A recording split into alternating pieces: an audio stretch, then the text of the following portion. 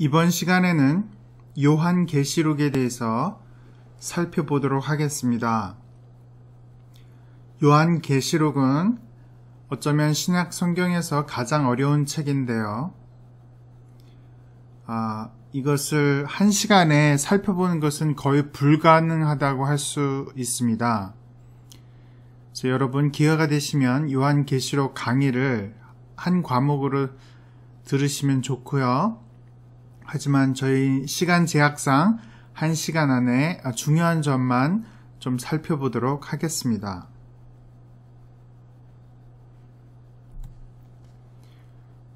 요한계시록의 구조는 경론의 대상이 되고 있는데요. 그 이유는 주로 이 문제에 관한 결론들이 이 책의 역사적 지시 대상들과 종말론에 대한 이해에 근본적인 영향을 미치기 때문입니다. 이 책은 의미심장하게 반복되는 표현에 기초를 두고서 구분됩니다. 1장 1절, 19절, 4장 1절, 22장 6절에서는 반드시 속히 될 일이나 그와 비슷한 것에 대해서 언급하고 있습니다. 또 다른 그러한 언급은 성령에 감동하여라는 표현입니다. 이러한 문학적 표지들이 1장 1절에서 20절 이 서론이요, 22장 6절에서 21절이 결론 부분이고 2장에서 3장의 7교회에 보낸 서신은 하나의 독립된 단위임을 암시하고 있습니다. 이렇게 구분하는 근거는 1장 19절에 있는 듯합니다. 즉, 내 본 것은 1장에 언급된 환상을 가리키고 이제 있는 일은 2장과 3장에 언급된 서신들을 가리키며 장차 될 일은 4장 및 그 뒤의 일들을 가리킨다고 볼 수 있을 것 같습니다.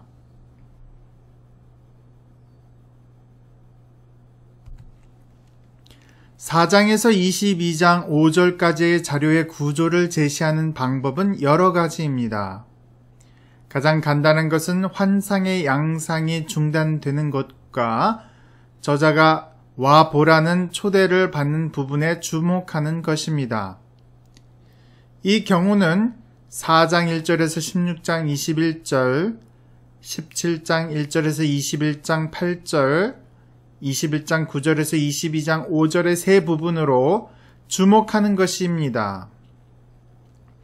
또 어떤 사람들은 크게 두 부분으로 나누며 10장에서 22장은 1장에서 11장의 내용을 반복한다고 주장합니다. 요한계시록을 7막 7장의 연극으로 본 사람들도 있고 교차배열법 구조로 이해하는 사람들도 있습니다. 종종 세 가지의 칠중주, 인, 나팔, 대접의 구조를 기초로 사용하기도 합니다. 이 경우 4장에서 5장 혹은 4장은 그 뒤에 등장하는 것들의 경향을 밝혀주는 서막이 되고요. 17장 1절에서 22장 5절은 종말론적 대부분의 세부사항을 제시하는 역할을 하는 것으로 이해할 수 있습니다.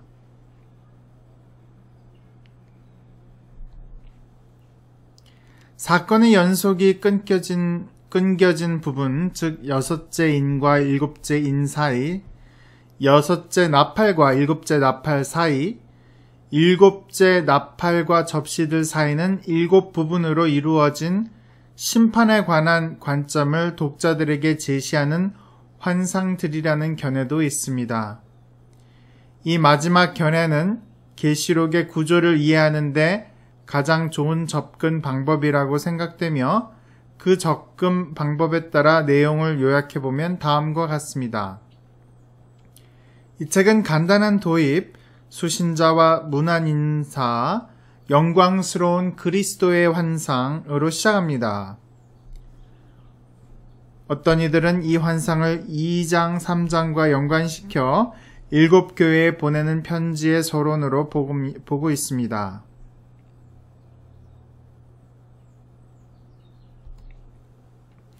부활하신 그리스도께서는 요한에게 에베소, 서머나, 버가모, 두아디라, 사데, 빌라델비아, 라오디게아 등 아시아에 있는 로마의 속주의 7도시에 있는 7교회에게 메시지를 전하라고 명합니다.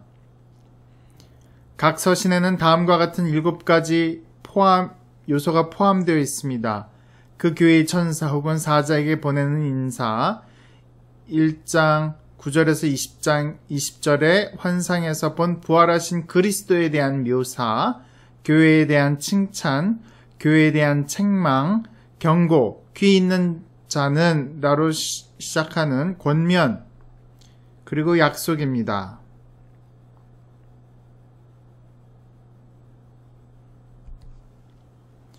요한은 성령에 감동하여 하늘로 들려 올라가서 보좌에 앉아 경배를 받으신 높으신 하나님을 봅니다. 이 환상에 묘사된 하나님의 초월성이 이제 전개될 드라마의 무대가 됩니다.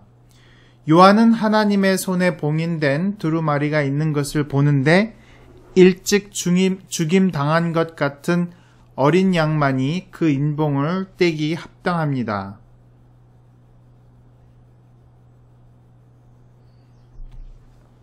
요한은 어린 양이 7인을 뗄 때마다 자기가 보는 것을 묘사합니다. 정복, 도살, 기근, 죽음, 정의를 호소하는 순교자들, 어린 양의 진노를 상징하는 자연재해들, 7째 인을 떼기 전에 요한은 수많은 사람들, 하나님의 인침을 받은 이스라엘 지파의 14만 4천 명과 큰 환란에서 나온 많은 무리들을 봅니다. 7째 인을 뗄 때 하늘이 고요해지고 7 나팔이 소개됩니다.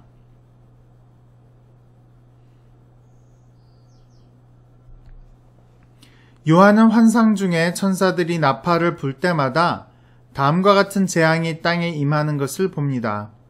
우박과 불이 땅에 쏟아지는 것, 큰 산이 바다에 던져지는 것, 큰 별이 하늘에서 떨어진 것, 천체의 변화, 파괴적인 황충들, 그리고 엄청난 마병대.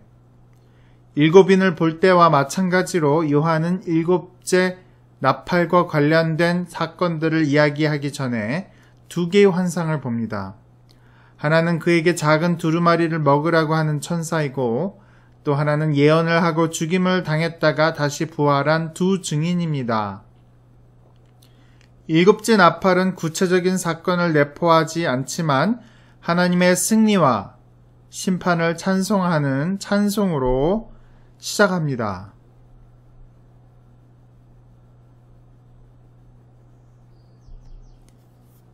요한은 일련의 환상을 소개하기 위해서 그의 7중주를 잠시 중단합니다.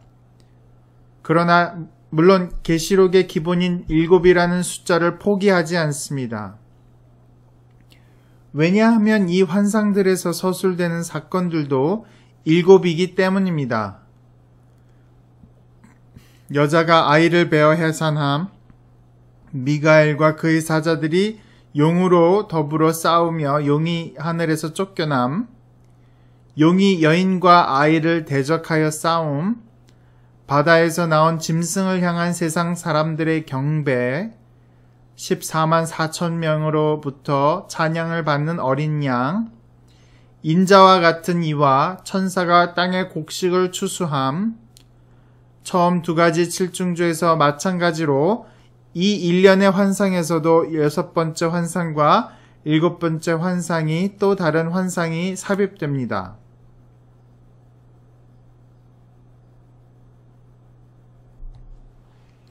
요한은 이제 하늘에 크고 이상한 다른 이적을 보매 7 천사가 7 재앙을 가졌으니 곧 마지막 재앙을 봅니다.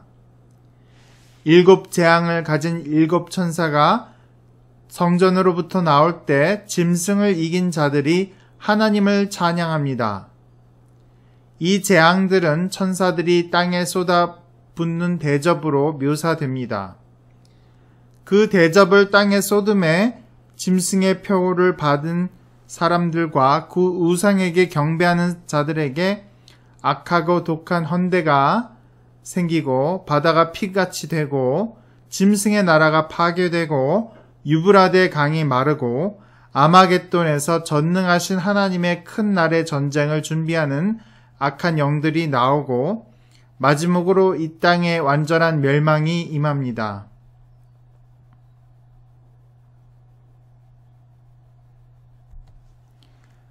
이 환상들은 4장에서 요한이 하늘에서 보았던 하나님의 주권이 세상에 나타난 것으로서 이 세상과 다음 세상에서의 하나님의 승리를 묘사하고 찬양합니다. 요한은 악인에게 임할 심판과 의인이 받을 상을 묘사하고 있습니다. 첫 번째 환상은 큰 음녀, 땅의 임금들을 다스리는 큰 성의 악과 운명을 계시합니다. 하나님의 백성을 억압하는 불경건한 압제자를 암시하는 바벨론이라고 불리는 이 큰 성이 정죄를 받아 멸망하며 그 성으로부터 유익을 얻던 자들은 슬퍼합니다. 그러나 심판 중에 구원이 있어 요한은 어린 양의 혼인 잔치에 초대를 받은 큰 무리의 찬송 소리를 듣습니다. 그 다음에 요한은 백마를 탄 사람이 짐승들과 만국을 이기는 장면을 묘사합니다.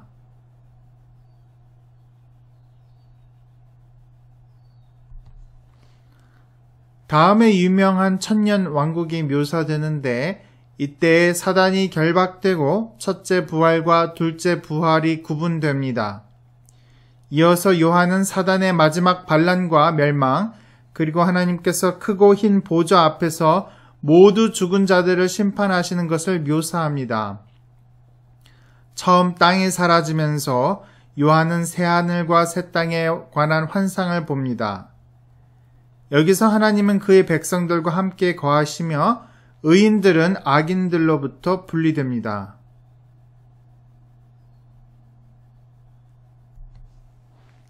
이 부분은 17장 1절에서 19절에 기록된 천사들의 환상과 비슷한 것들이 많습니다. 요한은 환상 중에서 새 예루살렘으로 표현되는 신부, 곧 어린 양의 아내를 보면서 그 도시의 특징과 규모가 상세히 묘사됩니다. 그곳에는 하나님과 어린 양이 거하심으로 성전이 필요 없고 해도 달도 필요 없을 것입니다. 악이 존재하지 않을 것입니다. 다음 내용으로 이동하는 부분에서 요한은 주님이 곧 다시 오시겠다는 약속을 인용하면서 마지막으로 자신의 환상적 경험을 언급합니다.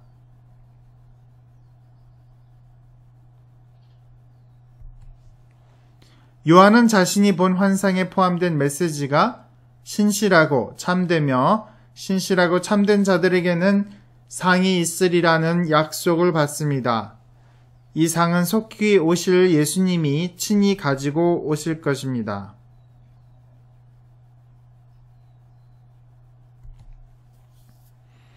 이 세기 중엽의 계시록은 그리스도의 사도들 중 하나인 요한의 기록으로 간주되었습니다.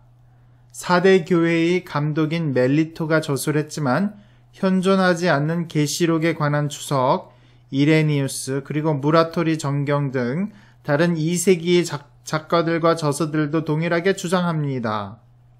이들보다 더 초기의 인물인 파피아스도 위의 목록에 포함시킬 수 있는지는 논란이 되지만 그가 계시록을 알고 있으며 그것을 요한의 저작으로 보았음은 충분히 입증할 수 있습니다. 이들 중 2사람, 파피우스를 포함하면 3사람은 직접 목격한 사람들이라는 점에서 이들의 증언은 특별히 강력합니다. 멜리토가 감독으로 있었던 4대는 계시록에 언급된 교회들 중에 하나였습니다. 이레니우스도 계시록에 언급된 서머나 교회 출신이었고 사도 요한과 직접 대화를 나누었던 폴리캅의 말을 들었다고 주장합니다.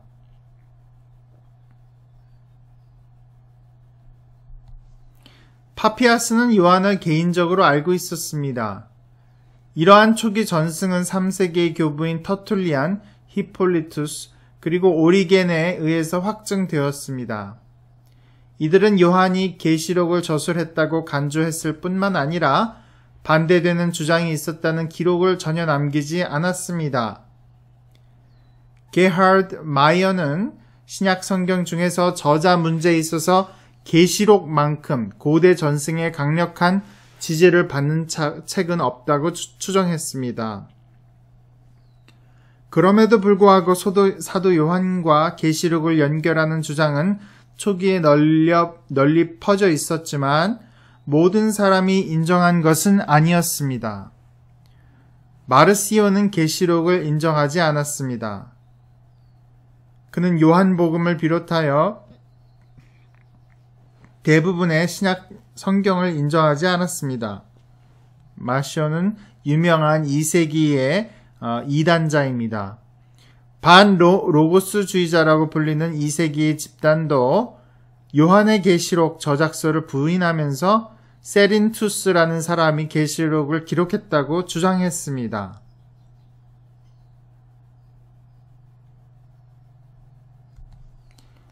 사도 요한이 저술했다는 전승을 확실하고 강력하게 부인한 사람은 3세기 알렉산드리아 감독이었던 디오니시우스였습니다.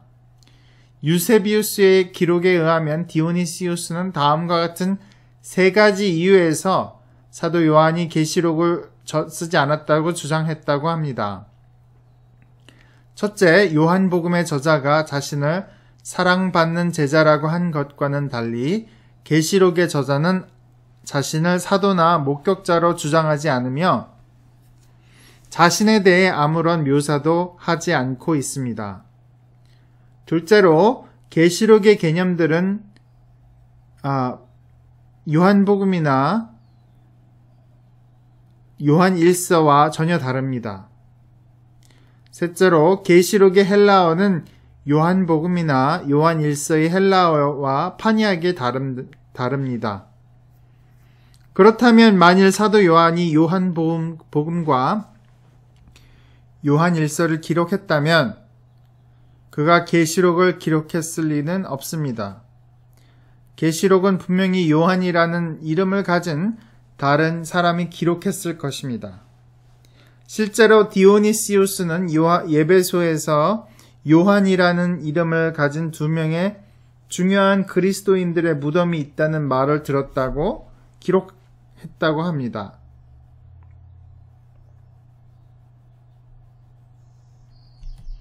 현대의 많은 학자들이 디오니시우스의 주장에 동조하고 있기 때문에 그의 논거들을 살펴보려고 합니다.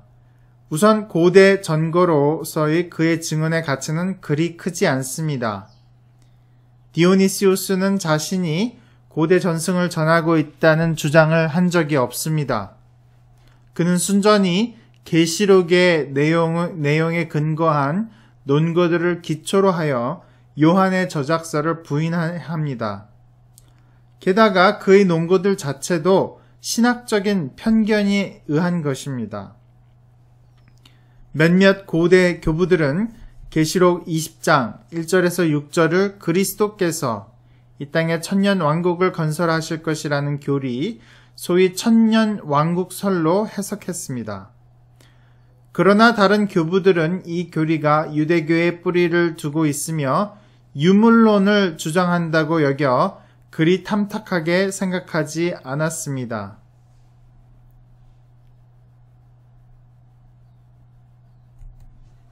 디오니시우스도 그중 한 사람으로서 그가 요한이 계시록의 저자임에 부인한 것은 천년 왕국에 관한 가르침을 불신임하도록 하는데 그 목적이 있었습니다. 그것은 디오니시우스의 견해가 다 그르다거나 그의 논거들이 설득력이 없다는 의미가 아닙니다. 이는 다른 전승과는 상관이 없이 논쟁적인 관심에 의해 그의 견해의 가치는 그것을 뒷받침하기 위해 그가 사용하는 논거들의 가치에 불과하다는 의미입니다.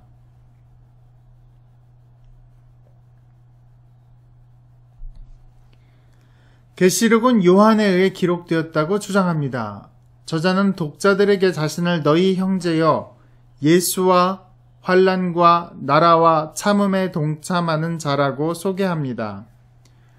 그러나 자신에 관해 다른 주장을 하지 않는 것으로 보아 저자는 독자들에게 잘 알려진 사람이었던 것 같습니다.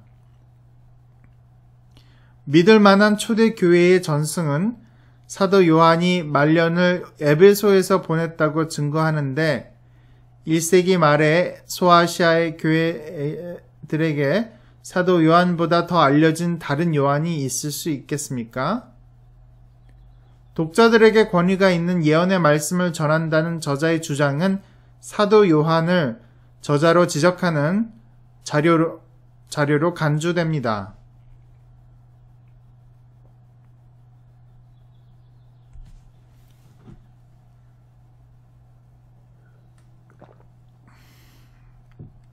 이 논고는 꽤 가치가 있지만 초대교회에서는 사도가 아닌 사람들도 예언의 은사를 받았다는 것, 권위, 심지어 성경적 권위도 사도의 신분에만 의존하는 것이 아니라는 것, 그리고 계시록의 권위는 저자 자신이 아니라 저자에게 환상을 계시해 주신 분에게서 나온다는 것을 인정해야 합니다. 그럼에도 불구하고 저자는 자신이 이야기하는 것을 독자들이 그의 이름에 근거해서라도 받아들일 것이라고 간정하고 있는데 이것은 그가 사도였음을 가리키고 있습니다.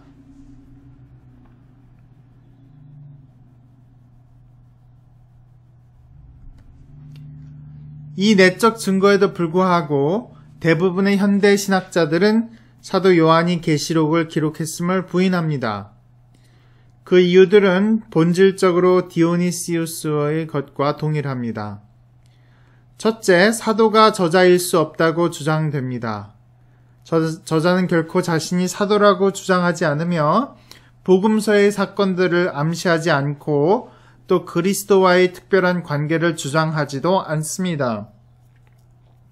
특별히 18장 20절과 21장 14절처럼 사도들의 중요한 역할들을 암시하는 구절들은 저자가 12사도들 중에 하나가 아니었음을 보여줍니다.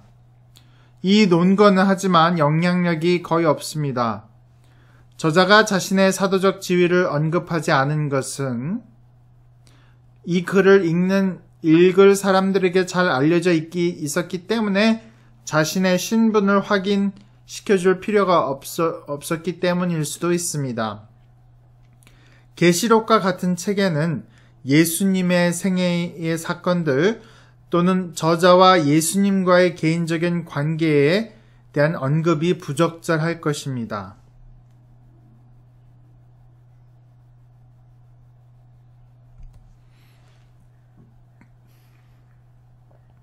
사도 요한이 계시록의 저자임을 반대하는 다른 두 가지 중요한 논거들의 정당성은 사도 요한이 제4복음서와 요한 서신들을 기록했다는 가정에 의존합니다.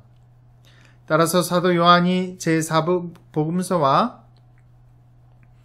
요한 서신을 기록했음을 부인하는 많은 현대 비평가들은 이 논거들이 설득력이 없다고 여깁니다. 그러나 사도 요한이 이 책들을 기록했다고 주장해왔으며 또 요한의 책들의 저자를 통일하려고 할 때에 직면하는 문제들을 고려해 보아야 할 것입니다. 첫째 문제는 계시록의 신학이 제4복음서나 요한 제1서의 신학과 판이하게 다르다는 것입니다. 이 문제는 특히 순수한 신학, 기독론, 종말론 등의 세 가지 교리에서 두드러지게 나타납니다. 제4복음서와 요한 서신의 하나님은 사랑의 하나님인데 반해서 계시록의 하나님은 주권과 심판의 하나님이라고 주장되고 있습니다.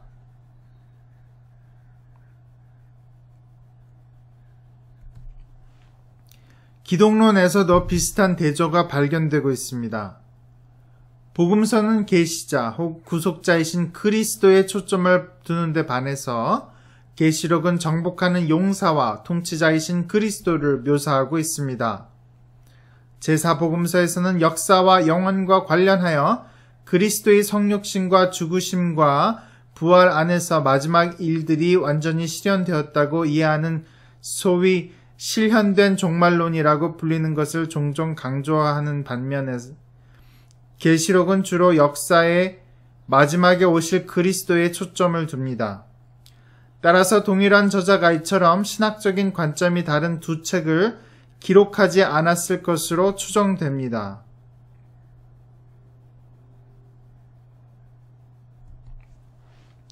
그러나 이 차이점들은 지나치게 과장되었으며 많은 것을 증명하지 못합니다. 제4복음서와 계시록은 모두 하나님이 사랑하시는 분인 동시에 심판하시는 분이시고 그리스도는 구속자인 동시에 다스리는 주님이시고 마지막 일들은 예수님의 죽음과 부활 안에서 실현되었으며 동시에 역사의 종말에 완성될 것이라고 기다리고 있다고 가르치고 있습니다. 제4복음서를 편협하고 일방적으로 해석함으로 말미암아 이러한 점들에 관한 제4복음서와 계시록의 차이점들이 확대되었습니다. 제4복음서와 계시록의 신학적인 강조점이 다르다는 것은 부인할 수 없습니다. 그러나 이 두 책의 상이한 배경과 목적은 강조점의 차이를 적절하게 설명해 줍니다. 이러한 이유 때문에 한 사람이 두 책을 모두 기록했다고 생각하지 못할 이유는 없습니다. 오히려 같은 저자의 것임을 암시하는 증거가 많습니다. 두 책에서 예수님을 말씀, 어린 양, 그리고 목자로 묘사한 것, 성전을 대신한다는 주제, 대조법을 즐겨 사용하는 것 등이 바로 그런 것들입니다.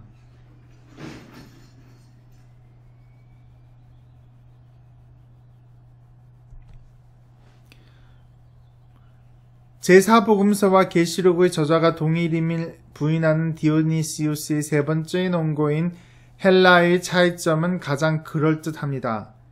찰스가 논평했듯이 계시록의 헬라어는 이 세상의 어떤 사람이 사용한 헬라어와도 다릅니다. 특히 두드러진 것은 많은 문법적인 파격어법이나 불규칙성입니다. 한 가지 예를 들어 1장 4절에서 전치사 이후에 바른 용법을 무시하는 것입니다.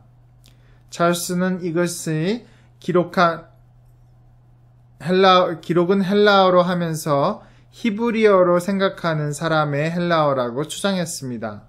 스티븐 탐슨은 저자에게 영향을 준 것은 성경 이후의 히브리어나 아람어가 아니라 성경적인 히브리어와 아람어이며 계시록은 히브리어와 아람어로 된 원본을 번역한 것이 아님이 거의 확실하다고 주장합니다.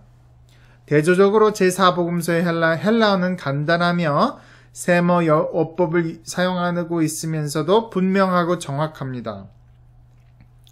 대부분의 현대 신학자들은 디오니시우스의 의견을 같이하여 한 저자가 이 두 권을 기록할 수 없었다고 주장하고 있습니다.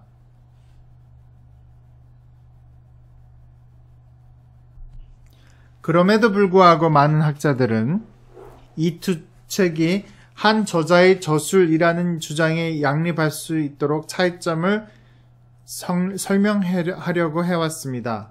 홀트와 웨스트콧은 이 두 책의 저술에는 많은 시간적 거리가 있다고 보아 요한이 60년대 말에 계시록을 쓰고 사복음서는 90년대에 썼다고 제안했습니다.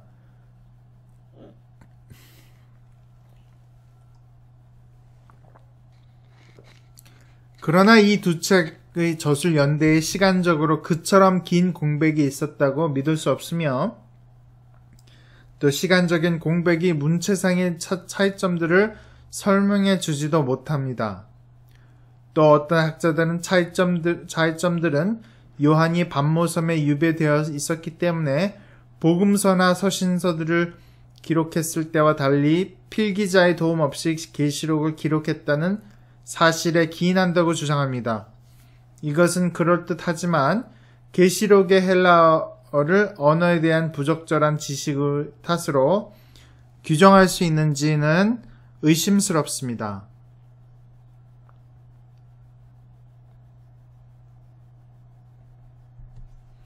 왜냐하면 저자는 문법 규칙에서 어긋남에 있어서 전혀 일관성을 보이고 있지 않기 때문입니다. 예를 들어서 위에 인용한 예에서 저자는 같은 구절에서 동일한 전치사 다음에 올바른 격을 사용합니다. 찰스는 계시록의 문법을 철저한 연구에서 밝혔듯이 저자는 나름대로의 규칙을 따르고 있고 그의 어법 위반들도 의도적인 듯 합니다. 따라서 많은 학자들은 저자가 환상을 경험한 것의 임박성을 강조하기 위해서 또는 상류층에 대한 일종의 항의로서 의도적으로 그런 헬라어를 사용했다고 생각합니다. 제4복음서와 계시록의 장르의 차이도 염두에 두어야 하겠습니다.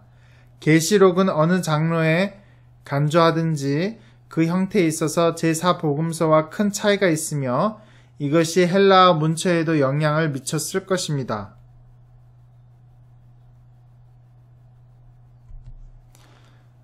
그 이유가 무엇이든 간에 계시록의 저자가 의도적으로 그렇게 했다면 제4복음서를 기록한 사람이 계시록을 썼다고 볼 수 없는 이유가 분명하지 않습니다. 케어드는 말처럼 어떤 사람이 히브리식 헬라어를 썼다고 해서 그가 그런 헬라어만 쓸 수 있다고 보아야 할 필요는 없다고 했습니다. 이제 언어에 관한 이 문제에 대한 언급을 마치기 전에 이 두 책의 신학적 관점 유사한 점들이 많듯이 헬라어 문체도 유사점이 있음을 지적해야 합니다.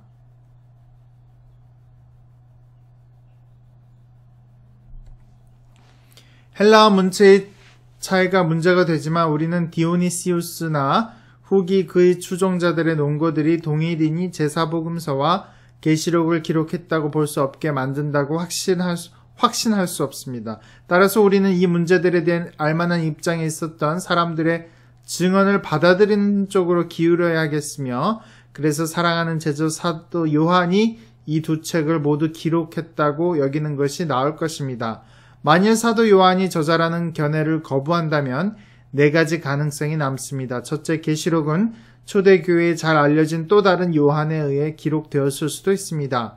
디오니시우스는 마가 요한을 제안한 후에 에베소에 묻힌 제2의 요한을 언급했는데 이 요한은 종종 파피우스가 언급한 장로 요한과 동일시되며 이 장로 요한이 계시록을 기록했다고 주장하는 사람들도 있습니다.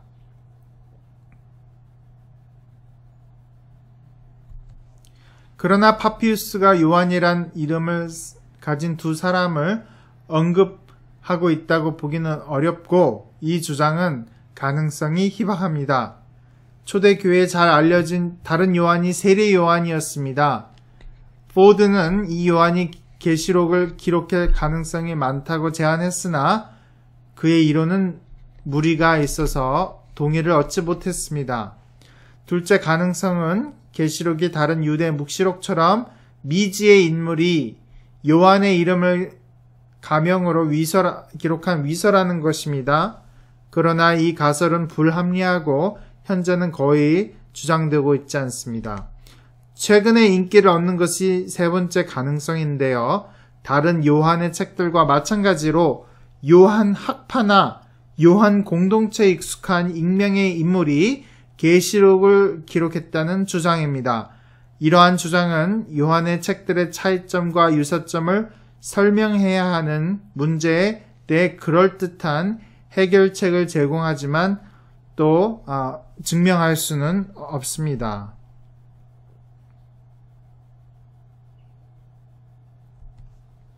그러나 콜린스의 말처럼 이 가정은 세심한 연구 비평적 연구의 결과가 아니라 연구의 결과를 정하기 위한 선행 과정에 불과합니다. 학파 혹은 공동체 가설을 지지할 수 없음을 밝히기 어렵습니다. 그렇다면 사도 요한이 저자라는 견해를 대신할 수 있는 유일한 견해는 미지의 요한이 저술했다는 것인데 전통적인 견해를 반대하는 대부분의 학자들이 이것을 지지하고 있습니다.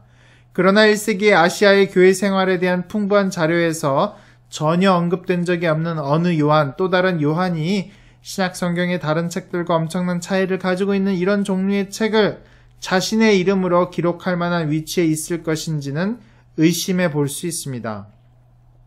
특히 이 시대에 이 지역에 요한이라는 이름을 가진 잘 알려진 인물들이 있었기 때문에 이것은 가능성이 없는 듯합니다. 거스리는 다음과 같은 질문을 제기합니다. 아시아의 교회들에는 당시 이름만 말해도 누구를 가리킬지 알 수 있을 만큼 훌륭한 다른 요한이 있습니까? 요한이라는 사람들이 많았습니까? 예, 그렇지 않았습니다.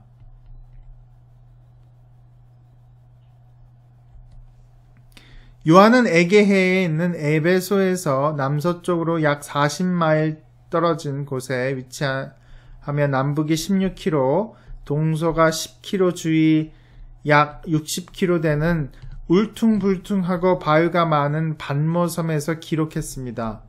로마 정부는 이 섬을 유배지로 사용했고 요한은 자신이 그곳에 있는 이유를 다음과 같이 말합니다. 하나님의 말씀과 예수의 증거를 인하여. 고대 전승은 로마 황제가 요한을 반모로 유배했다고 하지만 소아시아 지방에서의 요한의 광범위한 사역을 생각해 볼 때 그 지역의 로마 관원이 요한을 반모섬으로 보냈다는 것이 더 바람직합니다.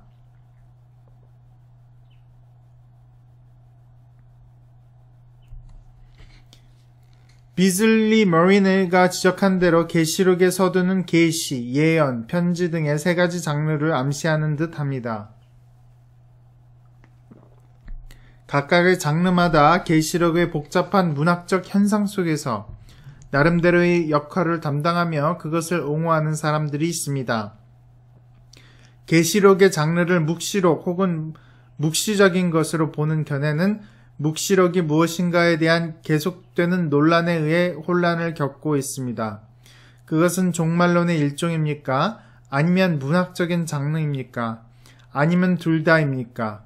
최근 연구가들은 대체로 둘 다를 의미한다고 보지만 우리는 둘을 구분하여 묵시적인 것은 종말론의 일종을 가리키는 것으로 묵시록은 일종의 문학적 장르를 가리키는 것으로 생각합니다.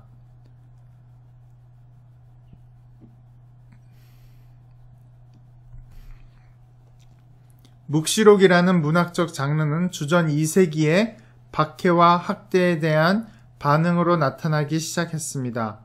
묵시록의 저자들은 천사나 다른 영적 존재에 의해 그들에게 계시된 하늘의 비밀들을 전한다고 주장했습니다. 묵시록들은 전형적으로 과거 이스라엘의 위대한 인물들의 이름으로 기록된 위서들이었습니다. 묵시에 대한 저자들은 자신을 과거에 투입함으로써 자기 백성과 세상을 다루시는 하나님에 대한 역사적 계관들을 예언의 형태로 표현했습니다. 모든 묵시록에 나타나는 것은 아니지만 대부분의 묵시록에 나타나는 이 역사적인 계관들은 가까운 미래에 임할 하나님의 나라의 도래에서 절정을 이룹니다.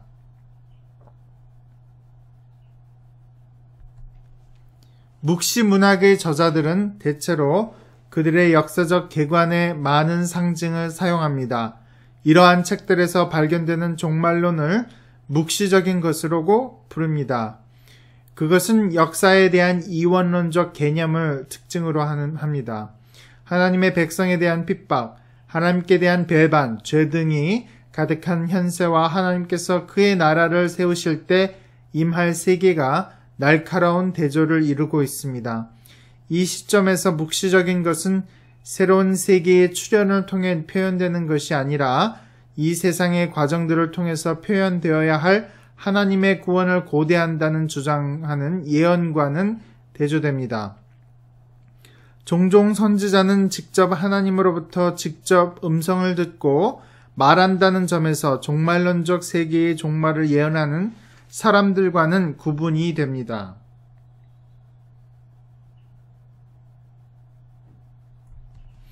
계시록이 위에서 묘사한 특징들 중 가운데 다수를 포함하고 있음을 쉽게 알 수 있습니다. 계시록의 메시지는 천사들이 주는 환상들을 통해서 임합니다. 그것은 상징들을 방대하게 사용함으로써 전달되며 이 세상과 다음 세상을 예리하게 대조하며 가까운 장래의 구원을 고대합니다. 이와 같은 유대 묵시와의 유사성들과 1장 1절의 주장을 생각해 볼 때 많은 학자들이 계시록은 묵시록이라는 문학적 장르에 속한다는 것을 확신하는 것은 이상한 일이 아닙니다. 그럼에도 불구하고 계시록을 묵시 문학으로 보는 데에는 문제점들이 있습니다. 가장 현저한 문제는 계시록이 다른 유대 묵시록과는 달리 위서가 아니라는 것입니다. 요한은 자기의 이름을 밝혔습니다. 만일 가명을 사용한 것이 묵시록이라는 장르의 필수적인 것으로 간주된다면 계시록은 분명히 묵시록이 될 수 없습니다.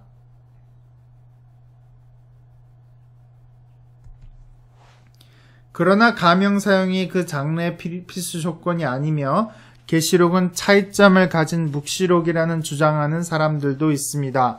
또 하나 중요한 차이가 있습니다.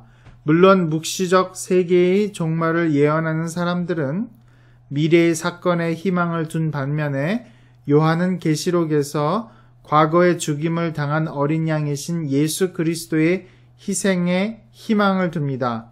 이것은 계시록이 묵시 문학이 아니라는 의미는 아닙니다. 왜냐하면 묵시적 관점을 포기하지 않고서도 기본적인 묵시적 구조를 수정할 수 있기 때문입니다. 그러나 이러한 문제들은 적어도 다른 장르일 가능성도 고려해 보아야 한다는 점을 암시합니다.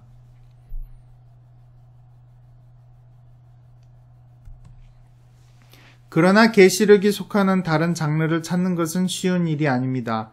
요한은 자신이 예언자 역할을 하고 있다고 분명히 주장했고 최근 학계에서는 계시록을 예언서로 보는 경향이 있습니다. 그러나 계시록에서 예언적인 요소와 묵시적인 요소가 모두 있다고 보는 것이 더 타당합니다. 일부 학자들의 주장에도 불구하고 예언과 묵시를 뚜렷하게 구분하는 것은 불가능합니다. 구약 성서의 많은 책들 그리고 예수님의 감람산 설교에도 이 둘이 결합되어 있습니다. 자신이 권위와 영감을 받았음을 의식하고 있었음을 볼 때 요한은 예언자였습니다. 그러나 그 예언은 당시 유대 묵시록에서 널리 사용하는 형태를 사용합니다. 고찰할 수 있는 또 하나의 장르는 서신입니다. 계시록은 수신자에 대한 언급과 문안 인사로 시작하며 소아시아에 있는 7교회에 보낸 편지라고 증거합니다. 그럼에도 불구하고 계시록 전체의 내용은 전혀 서신의 범주에 어울리지 않습니다. 거기에는 예언, 묵시, 서신들의 요소들이 다른 문학에서 볼 수 없을 정도로 밀접하게 결합되어 있습니다.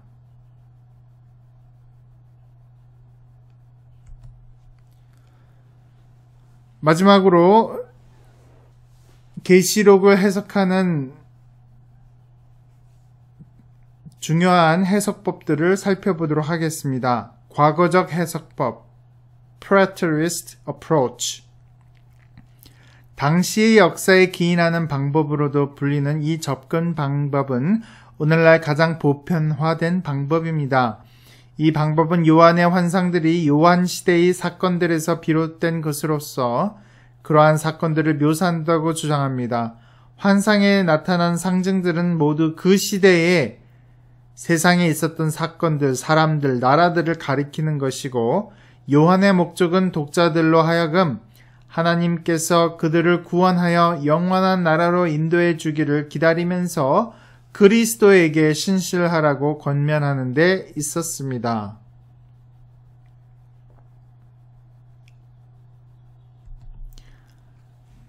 역사적 해석법, Historical Approach.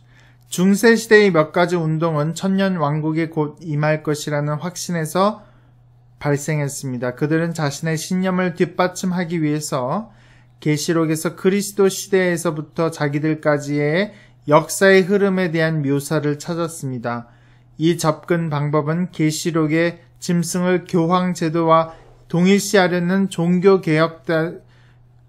종교개혁자들에게도 인기를 끌었습니다.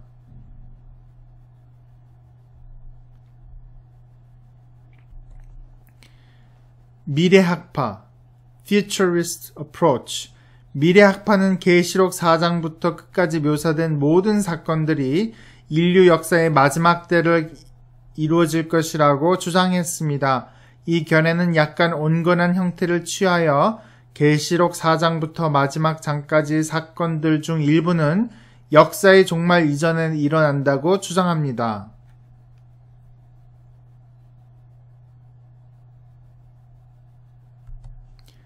이상주의적 해석법 (idealist approach). 일부 학자들은 요한의 환상에 묘사된 사건들을 확인하려는 것은 잘못된 것이고 라고 확신합니다. 그들의 주장에 의하면 상징들은 우리로 하여금 사건들의 흐름을 상세히 나타낼 수 있기 때문에 위한 것이 아니라 하나님의 위격과 세상을 주관하시는 방법을 이해하는 데 도움을 주는 것이기 때문이라고 합니다. 그렇다면 계시록은 특별한 사건들을 가르치는 것이 아니라 위대한 원칙들의 작용을 가르친다는 것입니다. 그래서 이 해석법에 의하면 계시록에서 정말 중요한 것은 짐승이 누구고 바벨론이 누구고 이 사건들이 뭐를 표명하는 거가 아니라 어떠한 환난과 역경에도 불구하고 예수 그리스도를 믿고 의지하고 하나님을 신뢰해야 한다는 것, 하나님께 끝까지 충성해야 한다는 것이라는 제자도에 대한 책이라는 것입니다.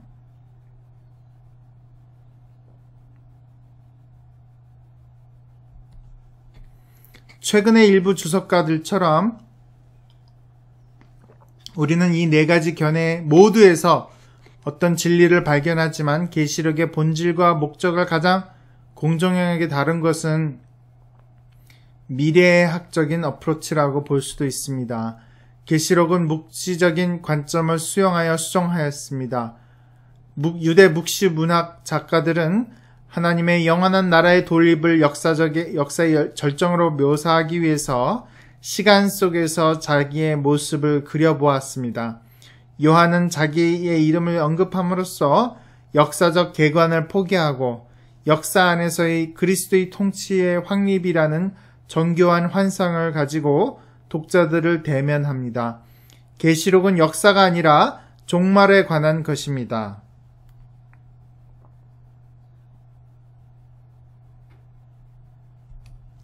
그럼에도 불구하고 초대교회의 특수한 종말론적 자세를 고려해보면 우리는 요한이 당시 역사적인 사건들을 배경으로 하여 이 종말론적인 절정을 묘사하고 있음을 무시할 수 없습니다.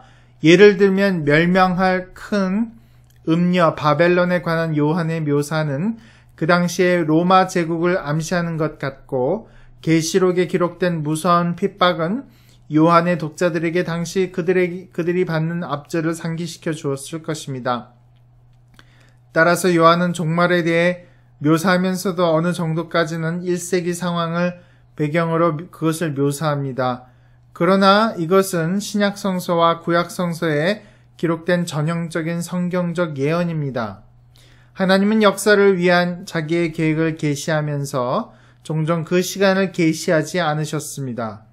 그래서 성경의 제자들은 언제나 여호와의 날, 종말을 그들의 시간에 의해서 묘사했습니다. 더욱이 역사 자체가 종말의 예상성을 많이 포함하고 있습니다. 요한은 적그리스도가 이르겠다 함을 너희가 들은 것과 같이 지금도 많은 적그리스도가 일어났으니 라고 기록하고 있습니다.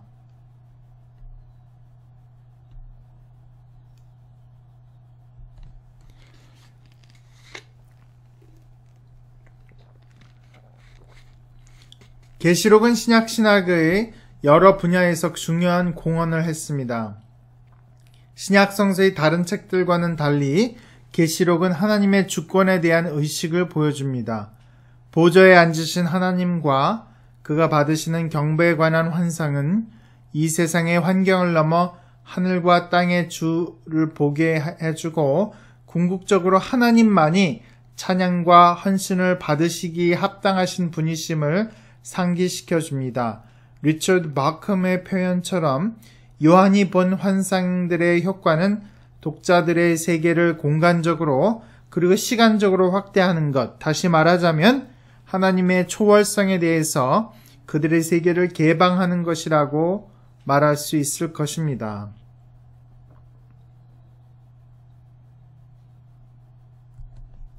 계시록에서 예수님은 항상 하나님께만 적용할 수 있는 영어로 묘사된다는 점에서 계시록은 차원 높은 기독론을 제공합니다. 비즐리 머레이는 이렇게 지적하는데요.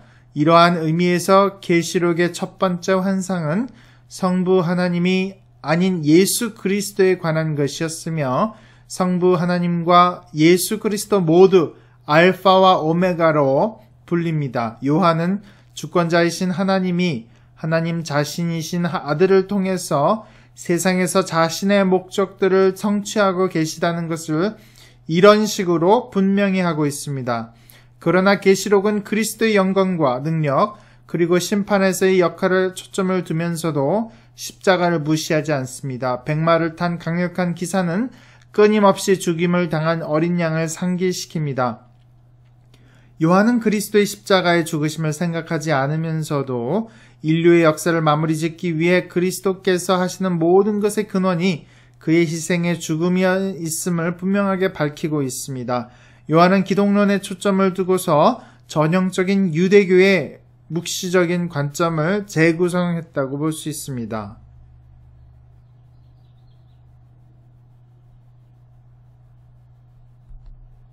만일 계시록이 역사의 종말에 초점을 두고 있다면 계시록이 가장 크게 공헌한 부분은 종말론 분야입니다. 종말에 있어서 있을 사건에 대해 이보다 더 상세하게 묘사한 책은 없습니다. 많은 해석가들은 요한의 환상에서 사용된 상징들 안에서 그것들이 허용하는 것 이상의 구체적인 상황들을 찾아내고 자기들이 처한 환경이 그 구체적인 상황에 적합하다는 주장을 하는 오류를 범하고 있지만 우리는 그 반대 방향으로 치중하여 요한이 비교적 분명히 밝히는 구체적인 상황들을 무시해서도 안 되겠습니다. 그러나 종말론은 단순히 마지막 때에 일어날 것이라는 의미로 여기는 것은 근시안적인 생각입니다.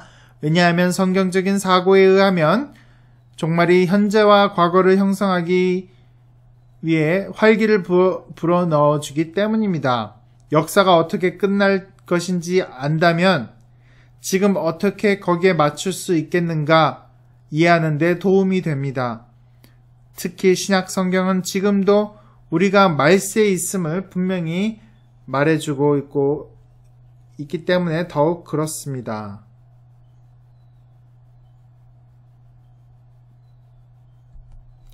따라서 계시록은 역사 안에서 활동하는 마귀의 세력 그리고 악의 실체와 잔인함을 알려줍니다.